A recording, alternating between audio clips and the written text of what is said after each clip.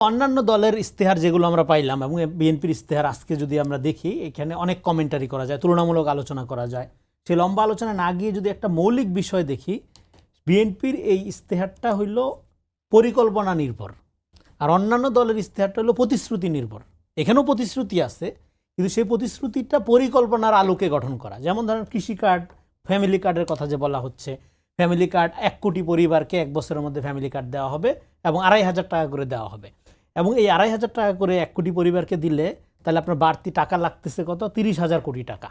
30,000 কোটি টাকা। তাহলে এটার জন্য আপনার একটা বাজেটের ব্যাপার আছে, আছে। এবার এই বাজেটটা অ্যাডজাস্টমেন্ট কীভাবে হবে? তাহলে আপনি দেখেন আমাদের যে বাজেট, পরিবার পরিকল্পনা এবং স্বাস্থ্য অলরেডি একটা বাজেট আছে। সেই বাজেটের সাথে আরেকটা অ্যাডজাস্টমেন্ট এবং কর্মসংস্থান এবং শিল্পায়ন যদি ব্যাপকভাবে বাড়ানো যায়, তাহলে রাষ্ট্রের আয়ও বাড়বে। ফলে যে ঘাটতিটা থাকে সেটা পূরণ করে 30,000 কোটি টাকা খুব অস্বাভাবিক মনে হচ্ছে না, বাস্তবানুগ মনে হচ্ছে। কিন্তু প্রথমে যদি আপনি মনে হয়, কিন্তু চ্যালেঞ্জ কি এই জায়গায়? মানে এই ফ্যামিলি কার্ড দেওয়া না দেওয়ায় না, চ্যালেঞ্জটা হলো এইটা আপনি কিভাবে দিচ্ছেন, এটা পাচ্ছে কারা?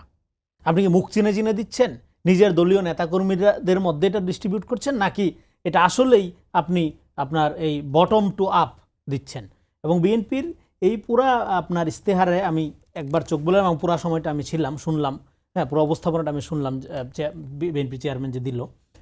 তাতে এখানে বৈশিষ্ট্য হলো তারা বটম টু আপ যাচ্ছে, তারা মনোযোগ দিচ্ছে বটম, অনেক মাইক্রো লেভেলে মনোযোগ দিচ্ছে, ছোট বিষয়গুলোতে মনোযোগ দিচ্ছে। এখন ছোট বিষয়গুলোতে মনোযোগ দেওয়ার মধ্য দিয়ে তারা যেটা করতে চাচ্ছে আসলে সেটা হলো তারা মধ্যবিত্তের পরিমাণটা বাড়াইতে যাচ্ছে।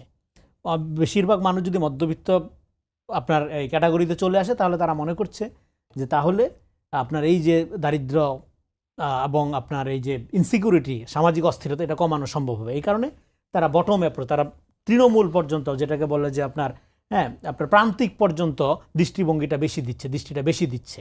হ্যাঁ, অন্যদিক থেকে আপনার উচ্চবিত্তর চেয়ে তাদের দৃষ্টিভঙ্গিটা নিম্নবিত্তের দিকে বেশি বা প্রান্তিক জনগোষ্ঠীর প্রতি বেশি বলা যায়।